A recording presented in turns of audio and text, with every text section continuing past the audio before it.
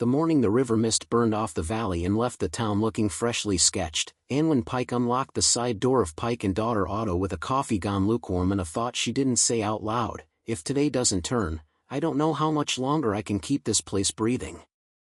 She said it to the hiss of the kettle, to the mismatched sockets in the drawer, to the faded oil calendar from 3 years ago with a red circle around a date that never delivered what it promised. But mostly she said it to the roof, corrugated tin patched with quiet prayers, that rattled in even a polite breeze. Before we jump back in, tell us where you're from. If this story moves you, please subscribe.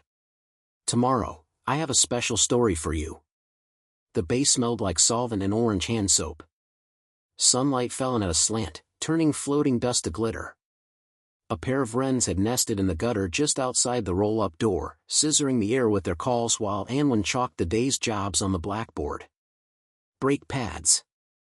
A diagnostic for Mrs. Elwell's mysterious shake above 40 miles per hour. A lawnmower blade that a teenager had sworn he could sharpen with a file until the file went flying. Her phone vibrated on the workbench. Past due notice. She swallowed the taste it put in her mouth and rubbed the scar on her left knuckle, the crescent the fan belt had gifted her the summer she turned 16. The shop had been her father's, then hers indeed, and in debt. He used to say engines forgave honest hands. The bank was less sentimental. Anwen lifted the hood on a Honda that had arrived on a tow strap at dawn. She listened, the way some people read. That was the thing everyone misunderstood about mechanics, how much of it was listening. Bearings spoke in pitches. Belts and timbre. A misfire had a stutter she could feel across her teeth. The rumble she heard next didn't belong to the Honda.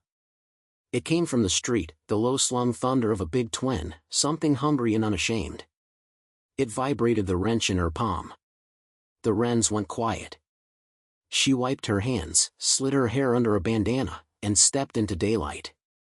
A man on a matte black bike coasted to the curb, rear tire slumped like a deflated lung.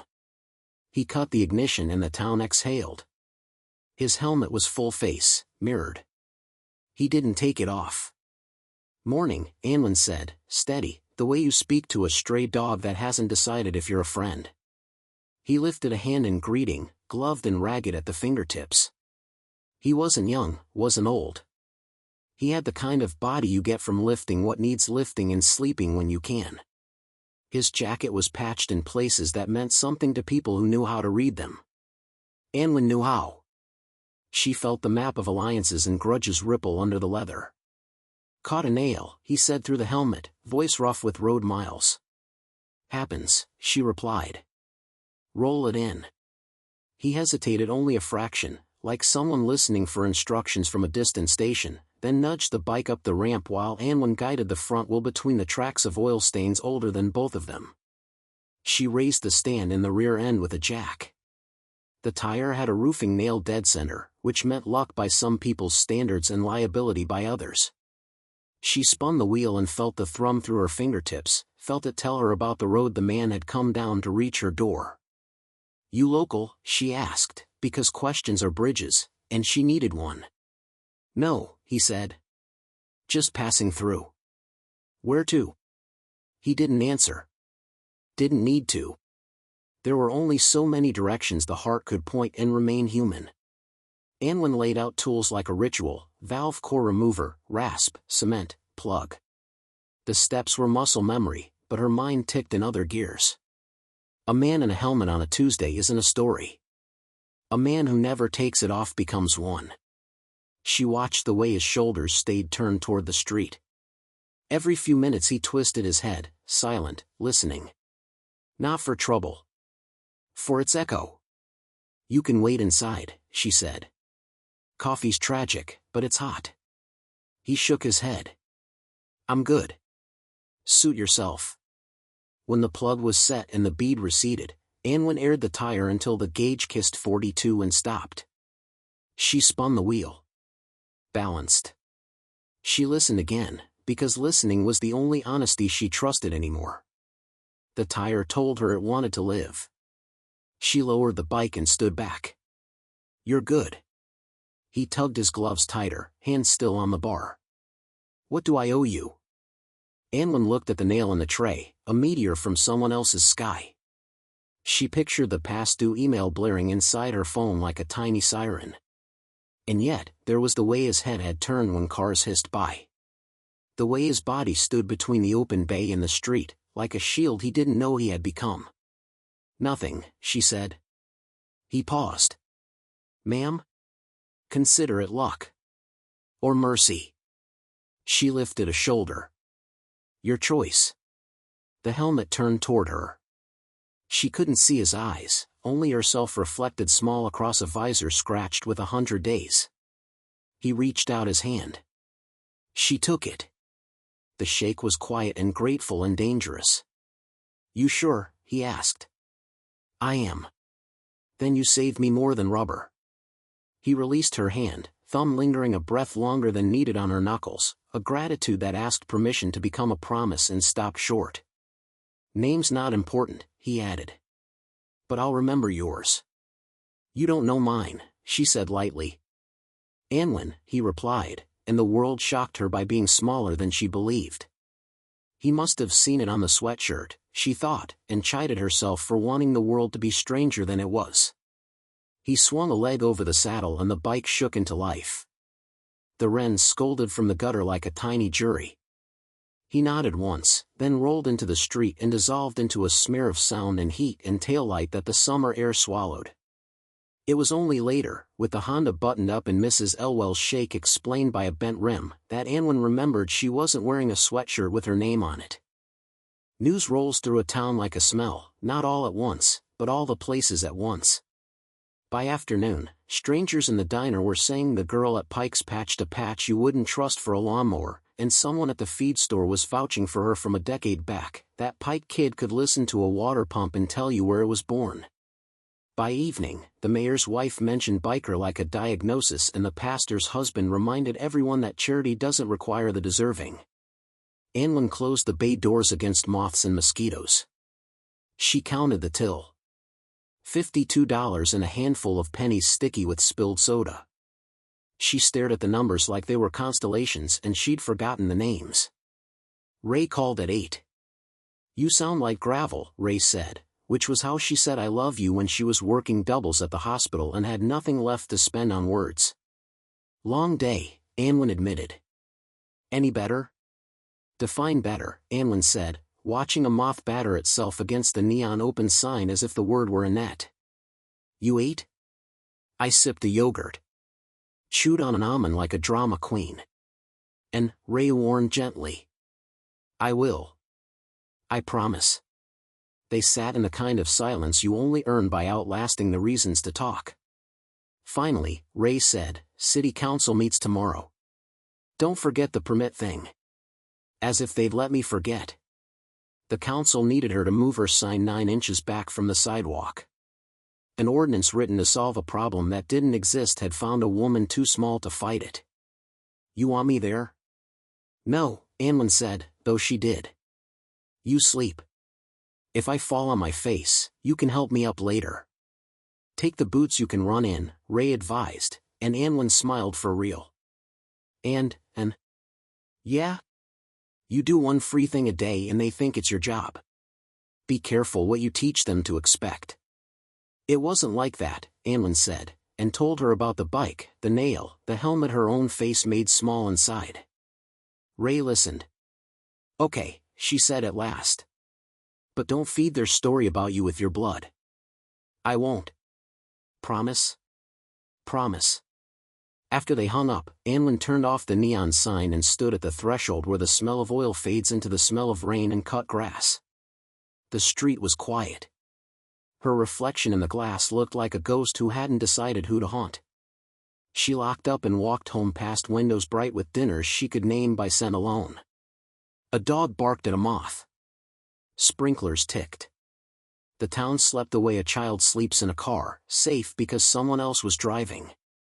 Morning came with sirens that weren't sirens at first, only the echo of last summer's bad fire that had singed the hill and taught them all to pack a box by the door. But as Anwen pulled on her coveralls, the sound turned and took a shape. It wasn't sirens. It was a far-off hum that found its harmony, a hive waking in a single breath. She stepped onto the shop's apron with her coffee. The street was the same. Sidewalk chalk from last night still bright. Mailbox flag up across the way. Wrens knitting the sky together. Then the sound rose like a weather front and the first bikes hit the top of the hill. 2 became 10 became a tide, chrome and denim and black and flannel, helmets like polished scars, engines speaking in vowels huge enough to bend something inside your chest. They came in pairs, then 4 across. They were a geography lesson in leather. They were history and decision and stubbornness wearing boots. Anwen felt the ground shift in her cup. She didn't move. Maybe you don't move when a river decides to remember where it once ran. Maybe you stand in the doorway of your tiny life and let the big things choose you. The first bikes idled to the curb in front of Pike and daughter. The second row boxed in the lane. The third made the street a textured belt of steel. Drivers slowed, then stopped, then backed down the cross streets like fish who'd entered the wrong stream. Windows above the bakery filled with faces. The mayor's wife stepped out with her phone already filming. Somewhere, a child shrieked in delight and fear. Even the wrens shut up. Anwen set down her coffee. She rubbed the scar on her knuckle. She looked for the helmet that had made her reflection small and did not find it. A man stepped forward. Tall, deliberately gentle, a kindness to his hands that didn't contradict the violence they could do. His jacket carried patches that made other patches behave. The way the crowd stilled when he lifted a palm told her more than his clothes ever could. "Miss Pike," he said, like he'd been practicing the respect in the syllables since dawn. "You got a minute?" She glanced at the sea of engines. "I suppose I do." "Name's Harlan Rook," he said. The way he offered his name felt like an oath and a test. "We came to pay a debt." "You don't owe me," Anwen replied, fighting to keep her voice from flinching. "Not according to the man you sent safely back to us yesterday." Rook's gaze flicked without moving, touching faces and posture and temperature the way a captain measures a sea. "He's not here yet. He'll be here. Meantime, we're holding the street." "That part one noticed," she said. "We brought gifts," he added, and his smile was small and disruptive. "Gifts?" He nodded. Behind him, a dozen riders peeled off and rolled their bikes onto the shoulder like chess pieces. A box truck nosed into view from around the corner, followed by a second, smaller, and a third whose paint had seen wars and weddings. As they braked, the rear doors swung open and men and women began unloading crates, long and short, marked with grease pencil, labeled with names of parts Anwen knew like family and other names that teased the edges of possibility. "Hold on," she said, palms up, like she could slow the tide with gestures. "You can't block Maine like this. The city." "Ma'am," Rook said, and the word wasn't patronizing in his mouth. "We cleared it with traffic for 10 minutes. After that, they can cite us all at once or write 300 separate tickets very slowly. Either's fine." 300? Anwen repeated. 250 and growing, someone behind him said proudly. "Growing," she echoed. "Word travels," Rook said. "Turns out a lot of us have been saved by a stranger and we're waiting to pay it forward. The man you patched yesterday's a quiet one. But quiet men can be loud when they choose their moment." Anwen's world tilted. She put a hand on the door jamb to suggest to herself what vertical felt like. Inside the bay, a socket rolled a quarter-inch on the concrete, responding to the vibration of 100 idling cylinders, then settled. "What's in the boxes?" she asked, because facts are an anchor. "Lifts," a woman with a braid to her waist said, grinning. "A real tire machine. A balancer that doesn't require swearing. Compressors, plural. A welding rig that isn't more hole than weld. Parts. Consumables. A coffee maker that makes coffee." Rook tilted his head toward the shop. "You've been keeping this place alive with duct tape and miracles. We brought more miracles." Anwen felt the word miracle catch in her throat like a bone. "I can't accept." "Why not?" Rook asked, not aggressive, just genuinely willing to take apart the logic until it made sense. "Because people will talk," she said, and hated the weight of those words. They already are, he said simply. Let them get the story right. But the permit hearing, Anlin tried. The council. They're already itching to cite me for the sign. If they see this circus. Then the circus will sit very quietly and clap when appropriate, the braided woman said. And if anyone raises a voice to you in there, they'll have to explain to all these out-of-towners why. Anlin looked up and across, windows stacked with faces, phones held aloft. She could feel the town making a decision about her in real time. I didn't patch his tire to buy a parade, she said softly. Rook's expression changed by a degree only careful people notice. That's why the parade is here, he said. The box truck's lift gate whined. A crate with Pike stenciled in black slid toward the edge. The wood was new but already scarred. A rider walked beside it with his hand on the crate like it was a casket. Another cleared her throat and held up a laminated sheet, an itemized donation list that had lines and subtotal lines and a number at the bottom that would make a bank manager sweat. Stop, Anlin said, surprising herself. The engines idled. The wrens fluttered in the gutter, emboldened. If I say yes, she told Rook, this doesn't end in a photograph and a headline. You don't get to vanish after the confetti. You get to help me haul in and bolt down. You stay long enough to see my father's old sign, look at your new lifts like they're strangers, and then decide to love them anyway. You hear me? Rook's mouth curled. We hear you.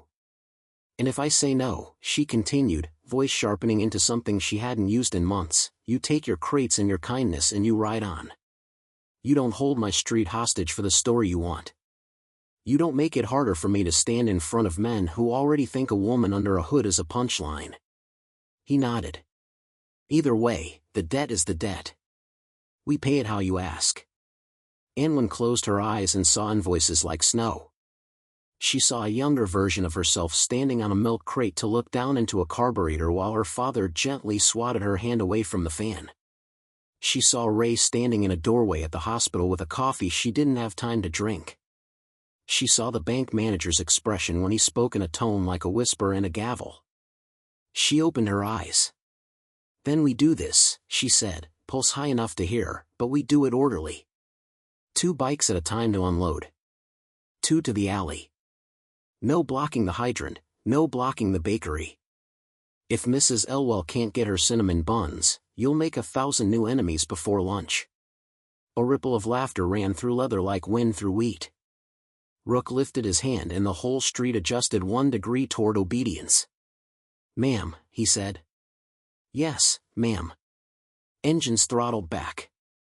The box truck inched forward. A pair of riders wheeled a pallet jack like a dance partner. The braided woman pressed a paper cup into Anlin's hand. Not tragic, she reported. We know a thing or two about coffee. The first crate slid into the mouth of the bay. It was long enough that for a breath, Anlin thought of coffins again. She shivered, then scolded herself. Not everything you carry needs to be yours. Careful on that lip, she directed. The concretes chipped. Not for long, someone muttered cheerfully, and Anlin pretended the speed with which hope had threaded itself into her sternum didn't scare her to death. She signed for nothing. She lifted with everyone else. She swore, happily, hungrily, when she saw the make and model of the tire machine. She ran her hand over the lift table and pretended not to feel how close she was to crying. Rook followed every instruction. He lifted when she said lift, stopped when she said stop, wore the expression of a man who had led enough to know what following could heal. Half the town lined the sidewalk by then, and the part of Anlin raised by a man who didn't love cameras wanted to drag the door down and make it all private. But the other part, the part that believed in showing the work so the work could teach, left the door high and let the town see what respect looks like when it wears steel-toed boots. The quiet rider from yesterday arrived an hour in, easing through the line of bikes like a river finds its bed. He killed his engine and pulled off his helmet. He wasn't older or younger than the voice suggested. He had eyes that had watched road shoulders for a long time and a mouth that rarely betrayed his gentlest thoughts. He looked at Anlin like he'd been rehearsing standing there for a day and had just now earned the lines. Hi, he said simply. "Hi," she replied. "You didn't have to." "I did," he said, "and it wasn't an argument. It was a fact the day had to make room for." He took her hand in both of his. The crowd did a thing, exhaled, maybe. Rook cleared his throat like a cue. "This is on me," the writer said to the gathered cameras, to the curious, to anyone who would make this about anything else. "I asked them to come because a stranger did right by me when I didn't deserve it and didn't put a price on it. That's not a thing you pay for with cash. That's a thing you multiply." Anwen wanted to object to the word deserve, to argue merit and grace, but the pallet jack hit a ridge and she had to jump to keep the crate from tipping. By the time she steadied it, the applause had begun, ragged, real. She hated it. She needed it. She let it exist without asking it to shrink. The mayor waddled out, blazer wrong for heat. He put on a smile that lived 3 centimeters below his eyes. "Miss Pike," he said. "We need to have a word about the disruption." "Of course," she answered, heart banging at the base of her throat. In chambers," he said, which meant the back room of the library where the council met around a table too small for their authority. Rook stepped backward on purpose. The writer who had stood helmeted in her doorway the day before put his hands in his pockets like a signal to his own body, "Stay." "We'll hold the line," Rook murmured to Anwen. "No one moves, no one mouths off. You go do your talking. We'll be here when you come back." Anwen nodded, suddenly dizzy with how much of her day had become other people's promises. She wiped her palms on a rag and crossed the street. The library's AC smelled like paper and lemon. The council huddled like suspicious pigeons, blinking. A camera crew, local station, 2 bright lights, had elbowed in behind the stacks. The mayor's smile thickened. "Miss Pike, we admire initiative," he began, and Anwen knew she was about to be told that the thing she had done for free was a kind of crime. She let him talk himself long. When he paused to sip water dramatically, she said, "If the town prefers, I refuse donations of equipment that will make it safer and faster to fix the cars we all drive, say so on record. I'll print it and tape it to my window." The councilman who sold insurance looked at his hands. The councilwoman who ran the antique store cleared her throat and decided, with visible relief, that today she could be on the right side of something. "The street," the mayor tried again. "Is clear," Anwen said. 250 bikes idling in formation, double-stacked at the curb, leaving room for buses and fire. "We can count them together if you like." "And the sign," he blurted, which was the true thing beneath the invented ones. "Stays where it is," Anwen said quietly. "Or moves back 9 inches if you come out and help me lift it." "But today? Today I'm accepting help I didn't ask for but will not shame by rejecting." Cameras drank her in. The mayor measured the diet of that light and decided to swallow it. "Very well," he said. "On a temporary basis." "On a human basis," she corrected, and let the silence hold him like a too-tight suit. She stepped back into heat that smelled like gasoline and cardamom from the bakery, and felt the entire street turn its face toward her. She lifted her thumb. The braided woman hooped. Engines revved like applause. They had 2 hours of work left when the black SUV turned onto Main. It moved wrong for the day, too slow, too glossy, windows darker than common sense. Rook saw it when Anwen did. He stepped once, subtly, to shift the weave of bodies between the SUV and the bay. It stopped on the opposite curb. The passenger door opened like a mouth preparing to swallow a lesson. A man stepped out wearing a suit that had never met this weather and a smile that only came out when it could afford to be washed after. "Miss Pike," he called, and the volume of his voice said he had practiced asking for people from across rooms where everyone else had already been made to be quiet. Anwen set down her socket. "Yes? I'm with Republic Leasing," he said, as if he were delivering a baby. "I believe you've been served." He lifted a sheaf of stapled papers and a manila envelope. The stack had weight and intent. Rook's hand went to air where a weapon would be if this were a different story. The writer from yesterday, helmet hooked on 2 fingers, looked at the paper like it might be a more dangerous machine than anything with a piston. Served what? Anwen asked, though she knew. You know, a letter that wants to break your life before you see its ink. Notice of repossession, the man in the suit said brightly, like saying thunder would stop the rain. The lift. The compressor. He glanced over her shoulder and his smile hiccuped, the newly delivered items. That's not how any of this works, the braided woman muttered. It is, the man insisted, the way people insist when a system promises to carry them like a river. Anwen reached for the papers. Her hands were steady. She read faster than she should have, she read exactly as fast as she must. The shop's debt, sliced and stacked. The clause she had missed when her father died and signatures felt like mercy. The auction date circled like an execution. Her vision narrowed and the world sharpened rather than blurred. The street fell away. The engines became a single ocean. She could hear the wrens, remarkably, still trying to stitch the day together. Miss Pike, the man prompted, eager to hand her the shape of his victory. She looked up at him. Then at Rook. Then at the writer who had made a promise of his gratitude and set it down on her doorstep as if it were a tool. We're not done here, she said, and her voice didn't raise to meet the cameras. It sank, heavy. It gathered. You can leave your paper with me. Or you can wait to watch what happens next. What happens next, the suit repeated, amused. Next, Anwen said, we open the crate. Silence took the street, respectful and terrified at once. The crate with her name on it waited just inside the bay, banded in steel that gleamed like something's idea of fate. Rook was already at the pallet jack, face carved into calm. The rider set his helmet on the bench like an offering. The braided woman cracked her knuckles and smiled with a hunger that had nothing to do with food. Anwen took the crowbar from its hook on the wall. She slid the fork beneath the lip of the crate's lid. She thought of her father's hands, scarred like maps, guiding hers not onto the wrench but onto the patient's pulse.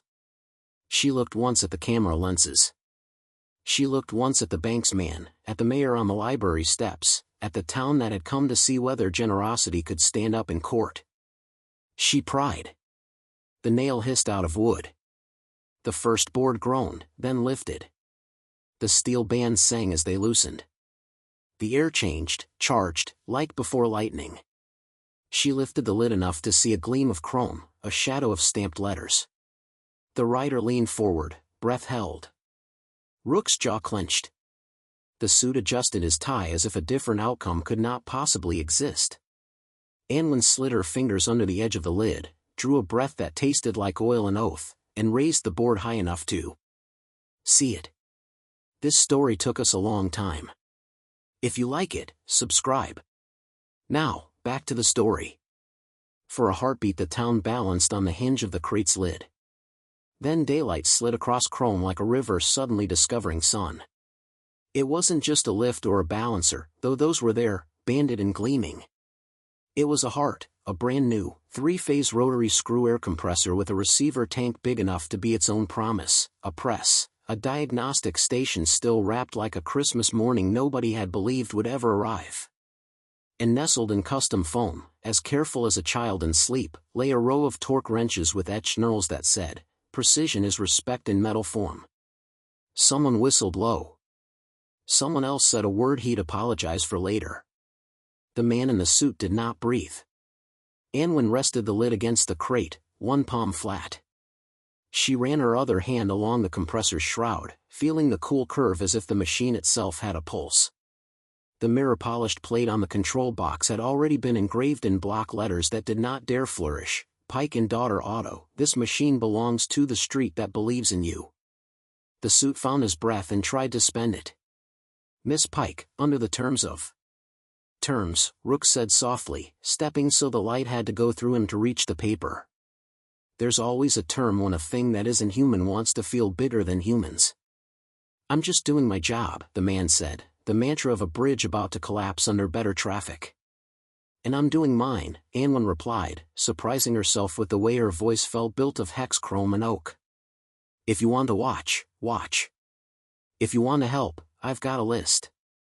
If you want to wave your paper, wave it from the sidewalk where my father taught me a person stands when they haven't earned the right to be in the bay.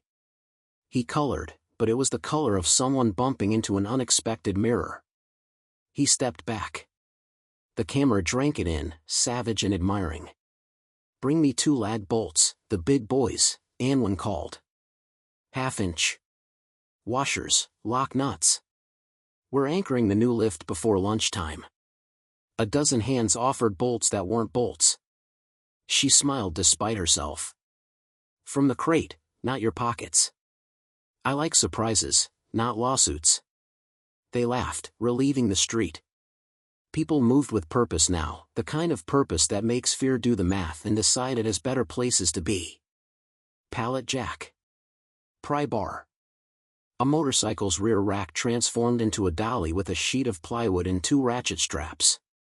The braided woman, who now introduced herself as Hester and took no arguments on pronunciation, coordinated the alley and the flow like she'd been born in a warehouse. The rider from yesterday, helmet off, eyes unarmored, kept to the edge, doing quiet work that mattered. He lifted what needed lifting. He fetched water before anyone admitted thirst. When a kid squeezed between 2 bikes with sugar on his face and curiosity where caution should have been, the rider knelt, smiled, and pointed out the one shiny thing the kid absolutely must not touch. What do I call you? Anwen asked him when they crossed paths by the balancer and nearly shared a shoulder. He considered a long beat, then said, Call me Lyndon. Is that your name? It's the name I brought to your door, he said, and she accepted it because some truths are honest when they arrive and some are honest when they leave. The mayor hovered like a balloon someone forgot to tie down. Council members practiced being relieved in case it turned out to be contagious. The suit called someone and said yes, sir, a dozen times and then understood, which is what you say when you don't. Anwen slid beneath the new lift with a hammer drill that wanted to seize every bone in her wrist and make it remember a century of concrete. Hester spotted the bit. Rook braced the column. Lyndon held the vacuum hose so dust cleared instead of choking. The sound hammered down Maine like thunder in a culvert. People cheered a hole. By the second anchor, Anwen's forearms burned and her brain felt like a lemon she had squeezed dry. She swapped with Hester. Someone pressed a bottle of water into her hand and she drank like a person who had decided to live. The suit tried again. The documents stipulate. Sir, Rook said, and there was no temperature to the word, no threat, only a human gaze that measured something and wrote it down. You are not reading the room. What I'm reading, the suit said, sweating now because heat is honest, is a ledger that doesn't care how loud a motorcycle is. Then read this too, Lyndon said quietly, and held his phone out. The live stream had a counter in the corner that grew like a sunrise. Comments scrolled faster than eyes could be. I'm in for $20 if she keeps her father's sign. We can cover a compressor easy. How much to sponsor a bay? I'll match Hester up to $5,000. Tell her a woman in Nevada names her torque wrench Mercy and wants to send it a cousin. This isn't how debts work, the suit breathed, pallets of certainty shifting in his mind the way freight slides when a ship turns too hard. It is if the street says so, Hester called over the drill. He backed away because the tide had changed and his pants didn't float. They set the lift by noon. The balancer hummed alive an hour later, its screen blue with the kind of interface someone had actually thought about. Lyndon fetched a wheel off a Ford that had rattled like guilt and they baptized the machine with a balance that ended in zeros and a woman crying happy into a napkin printed with the bakery's logo. Lunch, Rook announced, and the alley became a mess hall. Panniers opened to reveal loaves and jars, a bright shock of tomatoes, a herd of pickles, a salt shaker the size of a voice. Someone produced a griddle. Someone else an army of grilled cheese ingredients. The smell did something domestic to the air that made even the cameras gentler. Anwen took half a sandwich because she always took half of anything that might be needed later. Ray texted, "You breathing?" Anwen sent a picture of the crate lid leaning against the wall like a statement and a dare. A minute later the typing bubble pulsed then held. Finally, I'm standing in the hospital supply closet texting into my sleeve so nobody writes me up. I am so proud of you I could break a rule. Anwen typed back, "Don't." Then added, "Thank you." Then deleted "don't" and left "thank you" alone. Lyndon sat on the curb at a respectful angle. His hands were nicked like he'd chosen work over safety more times than he should have. "You okay?" he asked, the way one mechanic asks another when the sound the other person is making isn't entirely about breath. "I'm recalibrating," she said. He nodded like he understood what torque feels like when life flips your socket. "I should have told you yesterday who I ride with. It would have explained this." "I figured it out," she admitted. "Enough to know the shape." "Does it scare you?" "What scares me is a letter," she said, and then, softer, and the part of me that wanted to say no because I'd have to be grateful if I said yes. Lyndon looked at his sandwich. "Grateful is heavy," he agreed. "It's also the only weight that makes you stronger." "You say that like you learned it the hard way." "I say that like I failed at lighter ways first." He smiled without letting it show his teeth. "I used to be very good at owing nothing to no one. Turns out that's just another way of being in debt." Before she could answer, radios crackled, "Local police." Engines idled down, a field of animal ears pivoting toward the same sound. 2 cruisers rolled up, lights polite but on. Officer Baines stepped out, hat in hand as if hats were diplomacy. He looked at the bikes, then at the bay with its brand new backbone, then at Anwen like he wanted to apologize for standing on a line he hadn't drawn. "Afternoon," he said. "We got some calls." "We got some bolts," Anwen answered, and his mouth twitched. "You holding the street?" "For a friend," Rook said. "You blocking the fire lane?" "No," Hester said. "Tape measure says we're poster children." Baines looked at Lyndon, and something like recognition passed between men who recognize men. "You keeping it peaceful?" "We are," Lyndon said. "Then I'm here to keep it legal." Baines stepped closer to Anwen, voice low. "There's a repo man saying words like unlawful conveyance in a tone that makes the mayor forget about cinnamon buns." Anwen fought back a smile that would get her fined. "We're not conveying anything but gratitude. What if you conveyed a copy of that donation list to my email so I can tell a judge where all the not repossessed things went?" Baines asked. "On it," Hester said, already scanning. "And what if," Baines added, "someone conveyed a little space around the crosswalk because Mrs. Klein nearly got smushed and she will murder me with her eyes if I don't make that right." Rook lifted 2 fingers.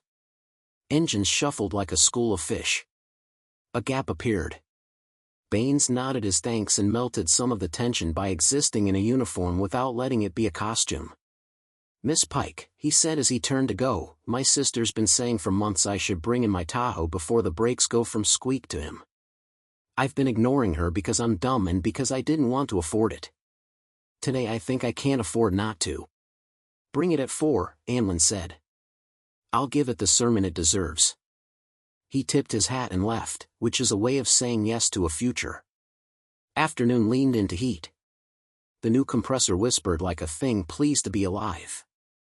The suit retreated to shade and phone calls. The mayor made a statement about community that sounded like he'd Googled the word and printed it on his face. The news van packed up, disappointment and relief wrestling over which would get the front seat. With the lift anchored and the balancer baptized, the last crate waited, a long coffin of wood with a center of gravity that didn't care about anyone's back. Hester slid the pry bar under the cleats. Rook and Lyndon and 3 others set their hands. "On 3, Anwen said. 1. 2. The world snapped. Not with sound. With the kind of silence that rips instead of mends. A pickup at the far end of the block lurched from a parking spot without looking. A child, Mrs. Elwell's grandnephew, all knees and elbows and not enough fear, stepped into the crosswalk chasing the hat the wind had stolen off his head. The pickup's driver looked left and saw leather, he looked right and saw more leather, he did not see the child. Anwen dropped the pry bar before the number 3 could leave her mouth. "Jimmy," she shouted, the name already a prayer. She ran. Lyndon ran. Rook shouted hands at the crate and then ran too. The engines that had been a chorus became a signal. Three riders threw their bikes sideways, a wall of chrome and flesh and courage that bit the asphalt and screeched across the white paint of the crosswalk. The pickup braked too late to stop completely and too soon to be forgiven by physics. It kissed a pannier, kissed a boot, kissed the line where a body might have been if a stranger had not decided to be a wall. When the noise shook itself out of the air, the child was on his bottom on the curb, hat in hands, shocked into a silence that made the world listen. One rider lay sprawled, helmet against the tire of the pickup, breath moving, eyes blinking at a speed that said he was counting his bones. Another had a gashed elbow and a new religion about right-of-way. The third was already sitting up, furious at the pavement for not being softer. "Everyone stay where you are," Anwen commanded a street that had immediately decided to rush toward the heat. "If you're not bleeding or the person who caused the bleeding, you hold your ground." The command voice surprised her. It surprised the town into obedience. Lyndon knelt at the rider by the truck, hand gentle at the neck, eyes as precise as calipers. "He's okay," he said. Rattled. Scared. Pride bruised, which is the bruise we all prefer. Rook had the driver standing a step away from his door, key surrendered, phone put away. "You're not going anywhere," he told him without heat. "And you're going to learn a new habit, look twice." Bain's cruiser reappeared as if the street had dialed him with its heartbeat. EMTs followed, Ray among them. She'd slipped out on a call, hair compressed under a cap that made her look like the memory of every brave person Anwen had ever trusted in a crisis. Their eyes met for a half-second that fit an hour into it. Ray's hands moved like music. She checked pupils, spine, the place where a boot becomes an ankle and all bad things hope to live. "Sprain," she pronounced. "Road rash. Egos. Everyone gets a popsicle." "Even me?" Jimmy whispered. "Especially you," Ray said, and the world exhaled. The suit tried to reclaim the day, as if danger had been a temporary commercial break before the main program of paper. He cleared his throat toward Anwen. As I was saying, Anwen cut in, and the street rewarded her for choosing her moment. "We're opening the last crate." Ray squeezed her wrist as she passed, love compacted to fit a time slot, and returned to the ambulance with her patient and his soon-to-be sticky orange mouth. Back in the bay, they lifted the lid. Inside lay something that made the breath leave Anwen in a sound. It wasn't chrome. It wasn't power. It was story, a hand-painted sign, older than the shop, older than her, Pike and daughter, rescued from a salvage yard 2 counties over and restored by hands that knew what it meant to make a thing new without making it forget. "We were told," Hester said, eyes suddenly bright, "that your dad always promised it would hang again when there was a day worth hanging it for." Anwen touched the gold leaf that had been mended where time had chewed it. The letter P glowed like a sunrise learning to write. "Who told you?" she asked, voice awake without wind. Lyndon inclined his head toward the back of the crowd. An old man in a cap with a logo from a gas station that hadn't existed since the 80s shifted his weight and stepped forward. Mr. Kavanaugh, who had once changed her bicycle tube while telling her about the first carburetor he ever rebuilt, who had longed for the smell of leaded gas long after the world had offered it better. "I kept it," he said softly. "When the bank took the building that year and your father had to sell the second lift for nickels, he couldn't bear to see the sign go to some diner as decoration. So he slipped me a look and said, 'Old friend, see if you can give this a nap until my girl wakes it up.' I thought he meant when you came home from college. Turns out he meant today." Anwen's throat closed. She nodded because nodding is sometimes the only language that doesn't require an apology. "Hang it," Rook said, quiet as a benediction. "They did. They measured twice. They drilled once. The studs took the load like they'd been waiting all along. When the last screw bit home, the sign swung into its new old place and the street made a sound that didn't belong to politics or sports or weather. It belonged to belonging." The suit's phone rang again. He turned his back and hissed into it, then faced the bay. He tried for polite and landed on fragile. "Miss Pike, my supervisor would like to discuss options. Payment plans. Refinancing. If the community is, engaged, perhaps the bank could be too." After you came here to take the lift? Hester asked. After, he admitted, which is how redemption often arrives, late, but trying. Anwen wiped her hands and took the phone. This is Pike, she said, and met a voice that had chosen its words from a shelf labeled reasonable. They talked in the language of numbers, principal, interest, amortization, forbearance. The voice suggested what it called creative solutions and what Anwen called traps with cushions. How much to square everything? She asked finally. Silence on the line. Papers flipped. A keyboard tacked like rain. With late fees forgiven, the voice said at last, and prepayment penalties waived, the payoff would be $108,312.19. Rook whistled. Hester folded her arms like a challenge. Lyndon didn't move at all. By when? Anwen asked. Friday at close, the voice said, because even generosity needs a leash. Then Friday at close, Anwen replied, and ended the call before fear could climb into her ear and make a home. You're going to raise $108,000 in 4 days, the suit asked, torn between incredulity and the hope that absolved him of earlier certainty. Watch us, Hester said. They watched. The town watched. The internet watched with the appetite of a crowd that has learned both how to vanish a person and how to save one. Lyndon's live stream didn't go viral in the way people mean when they want to feel like infection, it spread like a recipe. Writers in Oklahoma sent 50 and a photograph of a garage with a floor clean enough to eat off. A single mom in Vermont sent 5 and a note that said, "You changed my tire on a Sunday when I had 2 kids and a fever. I never forgot." A retired teacher in El Paso sent 100 in memory of a student who rebuilt a carburetor with him after school so he wouldn't have to go home to a father drunk on Thursday. Hester printed the names as they came, a long roll of paper tape tacked across the cinder block wall. Anwen worked the lift. Baines brought the Tahoe and listened to his own brakes with the shame of a man who should have known better and the gratitude of a man who now did. Ray swung by in scrubs at dusk, eyes sunken and blazing, and pressed a 10 into the jar like a spell. At 9, when the street lamps hummed and moths stitched small miracles out of sodium vapor, Lyndon wheeled his bike into the bay and turned it off. The silence that followed didn't feel like absence. It felt like a cup set down on a table after a long drink. I didn't patch your tire because of who you are, Anwen said to him finally, when the last car of the day pulled away with a newly minted silence where a grinding had been. I know, he said. That's why it mattered. You're not asking me to become a cause, she added. He shook his head. I'm asking you to become exactly who you already are, just with slightly better tools. And what are you asking for? He thought about it longer than people usually do.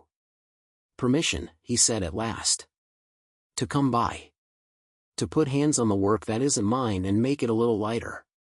To stand outside when the light goes off and make sure it goes off because you decided to rest, not because someone else decided to make you stop.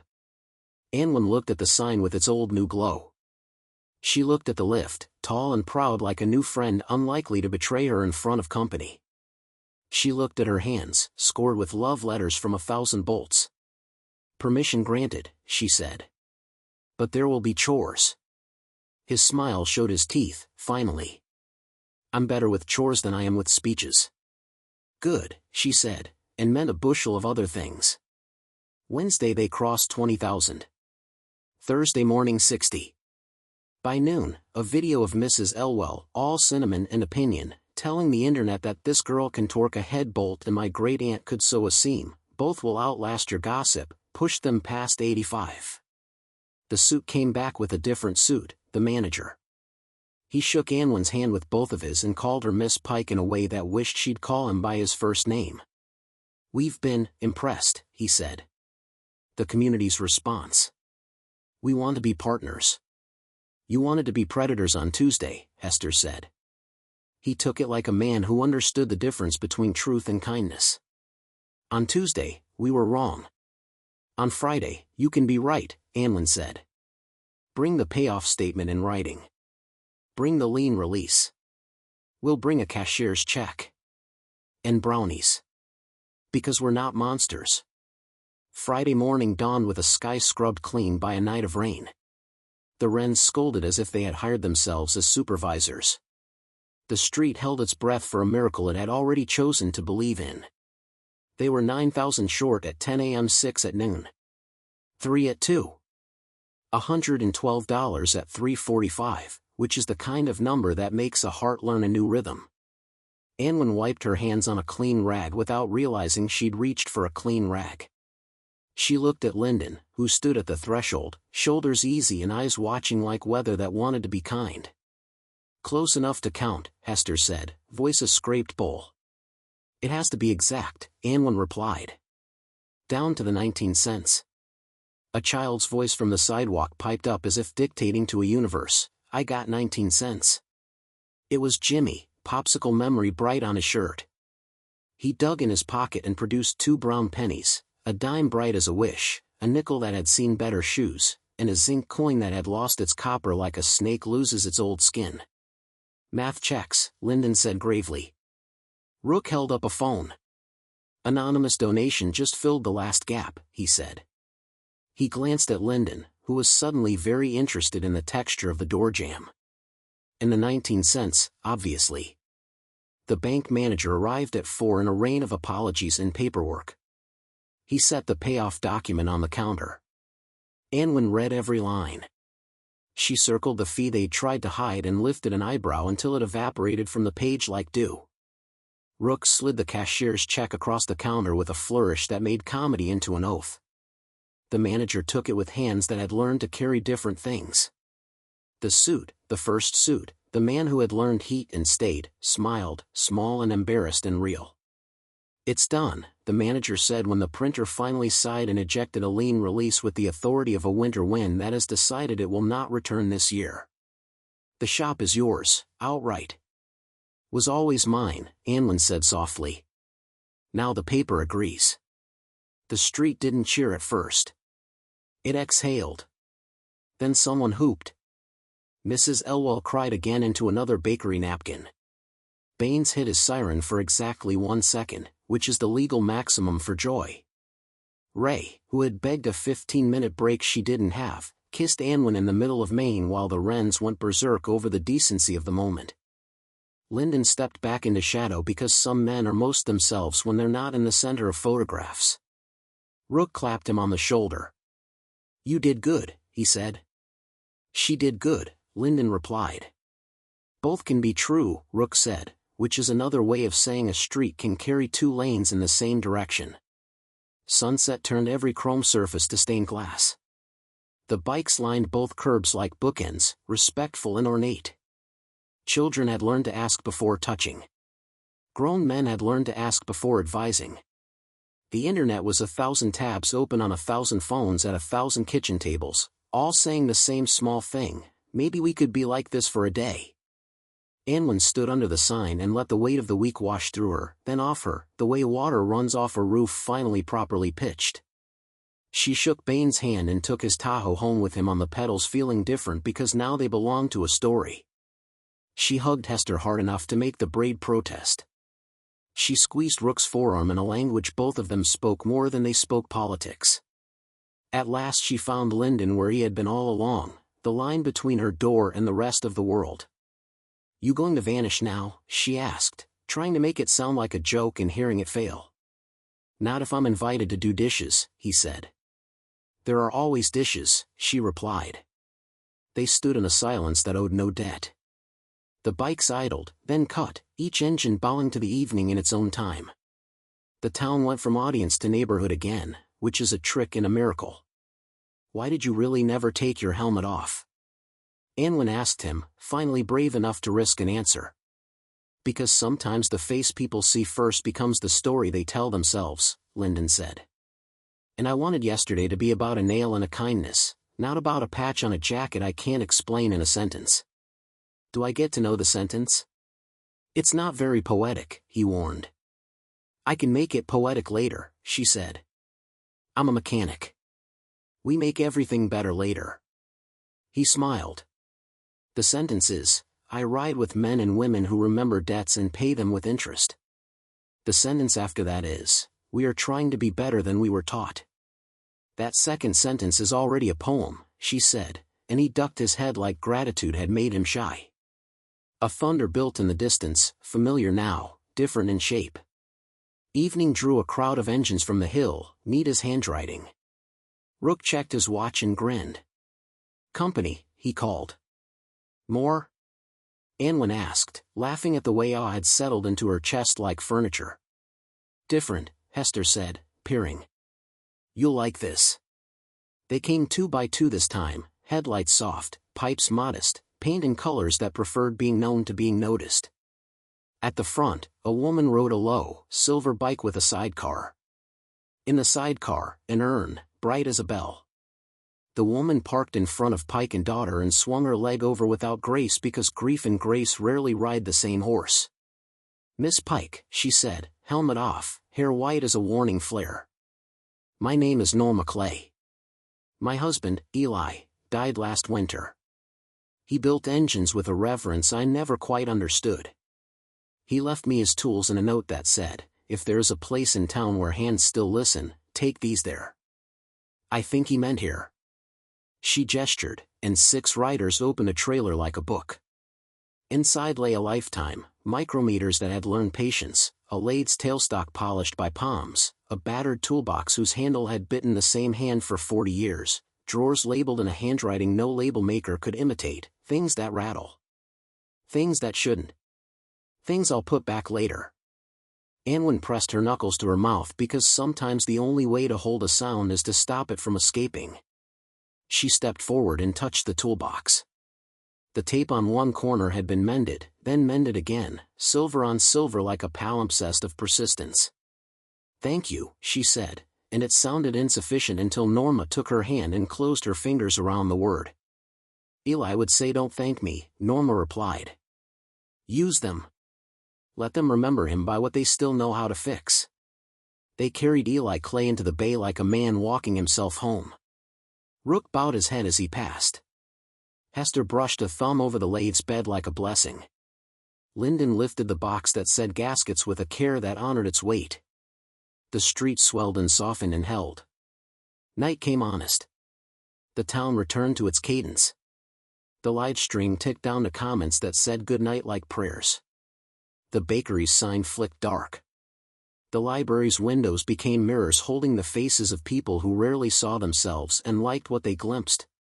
Anwen turned the shop lights off and watched the sign glow with the dignity of a thing that had kept a promise and been allowed to keep it longer. She locked the door. She stood on the apron with Lyndon and Rook and Hester and Ray and Baines and a scattering of others who had earned the right to be tired. "Tomorrow," Hester said, "we teach the internet how to flip a tire without flipping a rim.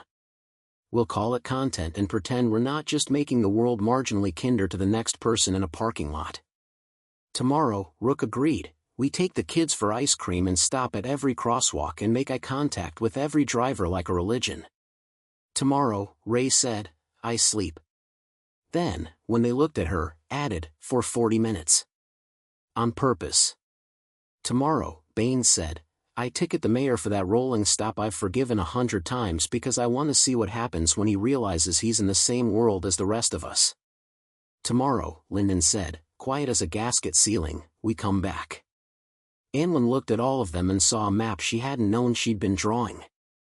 She saw the road she'd thought she had to walk alone widen until it wasn't a road at all but a place, a town, a street that believed in her as if belief were a muscle and this week had been leg day. "I'll be here," she said. "There's always something to fix." "Not you," Ray corrected gently, leaning into Anwen's side with that weight that means we're not alone. "Everything else." Anwen laughed, scandalizing the Wrens into one last dramatic flourish. She stepped into Lyndon's arms without pretending she was doing anything else, kissed the corner of his mouth like a blueprint for later, and let the day finally end. The town slept a sleep that remembered why. The shop breathed. The lift dreamed of trucks. The new compressor hummed to itself when no one could hear. Somewhere, a boy with an orange popsicle stain on his shirt told his grandmother that a river of motorcycles had saved his hat and a lady who smelled like oil and oranges had saved the whole street. And in the morning, when the river mist burned off the valley and left the town looking freshly sketched again, Anlin Pike unlocked the side door of Pike and Daughter Auto with a coffee that was exactly as hot as she liked it and a thought she did say out loud this time, "Let's get to work." 2 more great stories are next. Don't miss them. Subscribe and turn on notifications.